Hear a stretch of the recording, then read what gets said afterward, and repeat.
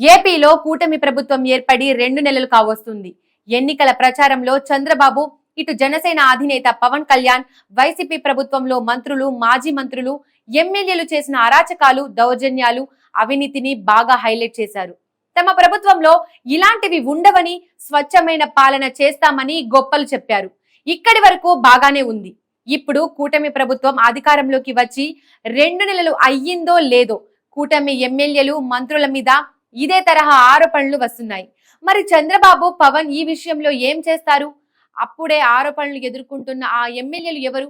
ఆ స్టోరీ ఏంటో చూద్దాం. ఇసుక జోలికి వెళ్లవద్దని టీడీపీ ఎమ్మెల్యేలు, మంత్రులకు ముఖ్యమంత్రి చంద్రబాబు చిలక్కి చెప్పినట్లుగా చెబుతున్నారు. పవన్ కూడా కూటమి ప్రభుత్వానికి మంత్రులు, ఎమ్మెల్యేలు చెడ్డ పేరు రాకుండా ఉండాలని పదే పదే చెబుతున్నారు. అయినా కొందరు ఎమ్మెల్యేలు కాంట్రవర్సీ రాజకీయంతో అప్పుడే ప్రభుత్వానికి మచ్చ తెచ్చేలా చేస్తున్నారు. బాబు, పవన్ మాటలు పట్టని శ్రీకాళహస్తి ఎమ్మెల్యే బొజ్జల సుధీర్ రెడ్డి వంటి వారు మాత్రం చెలరేగిపోతున్నారు. ఇసుక నుండి సొమ్ము చేసుకునేందుకు పోటీ పడుతున్నట్లుగా ఉంది. తాజాగా బొజ్జల గోపాలకృష్ణారెడ్డి కుమారుడు శ్రీకాళహస్తి నుండి తొలిసారి ఎమ్మెల్యేగా గెలిచి సుధీర్ రెడ్డి తనకు వ్యతిరేకంగా మీడియాలో వార్తలు వస్తే అంతు చూస్తానని వార్నింగ్ ఇవ్వడం మీడియా, ప్రభుత్వ వర్గాల్లో చర్చనీయాంశంగా మారింది. పైగా ఈనాడు రిపోర్టర్కే సుధీర్ అంతు చూస్తానని వార్నింగ్ ఇవ్వడంతో సుధీర్ తీరుపై తీవ్ర విమర్శలు వ్యక్తమవుతున్నాయి.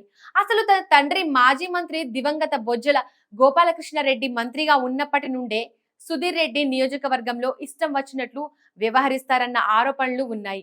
ఇక 2019లోనే ఆయనకు సీటు ఇచ్చేందుకు నియోజకవర్గ నేతలు ఒప్పుకోలేదు.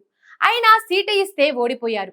ఇక ఈ ఏడాది ఎన్నికల్లోనూ మాజీ ఎమ్మెల్యే ఎన్సీవీ నాయుడు వర్గం సుధీర్ కు సీటు ఇవ్వవద్దని చెప్పింది. అయినా చంద్రబాబు సుధీర్ తండ్రి గోపాలకృష్ణారెడ్డిని గుర్తు పెట్టుకొని సీటు ఇచ్చారు.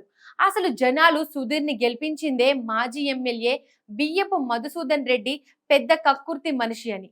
ఇప్పుడు సుధీర్ కూడా అదే రూట్ లో వెళుతున్నాడన్న విమర్శలు వస్తున్నాయి. ఇసుక వ్యవహారంలో ట్రాక్టర్ కు 500 చొప్పున ఆయన అనుచరులు వివిధ గ్రామాల్లో వసూలు చేస్తున్నారు. ఈ విషయంపై మీడియాలో కథనాలు వచ్చాయి. అయితే ఈ తప్పును సరిదిద్దుకోవాల్సి పోయి వార్తలు రాసిన జర్నలిస్టులకు ఫోన్లు చేసి తనకు వ్యతిరేకంగా వార్తలు రాస్తే ఊరుకునేది లేదని, మీ అంతు చూస్తాను అంటూ హెచ్చరికలు జారీ చేస్తున్నారు. సుధీర్ రెడ్డి వ్యవహార శైలి ఇప్పుడు వివాదాస్పదంగా మారింది. వైసీపీ ఎమ్మెల్యేలు చేసిన తప్పులు చేయవద్దని చంద్రబాబు ఎమ్మెల్యేలకు సూచిస్తున్నారు. కానీ సుధీర్ రెడ్డి మాత్రం అదే బాటలో వెళ్తుండడం, మీడియాని సైతం బెదిరిస్తుండడంతో ఆయనను దారిలో పెట్టాలన్న సూచనలు పార్టీ హైకమాండ్ కు వెళ్తున్నాయి.